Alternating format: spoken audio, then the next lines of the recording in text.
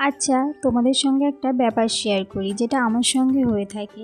ধরো ৫ বছর কিংবা ১০ বছর আগে তোমাদের স্পেশাল কারোর বিয়ে ছিল, সেই বিয়েটা যদি তখন না হয়ে এখন হতো তাহলে কতই না ভালো হতো।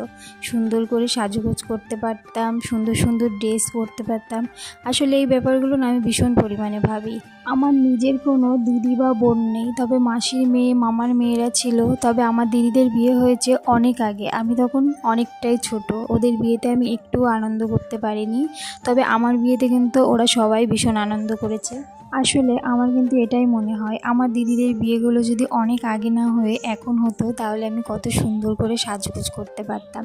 রিসেন্ট আমার বিয়ে হয়েছে ২ বছর হলো, তাতেই আমার মনে হয় আমার বিয়েটা যদি ২ বছর আগে না হয়ে এখন হতো তাহলে আমি কত সুন্দর করে সাজতে পারতাম, নতুন নতুন ড্রেস পরতে পারতাম, একটু অন্যরকম সাজগোজ করার চেষ্টা করতাম।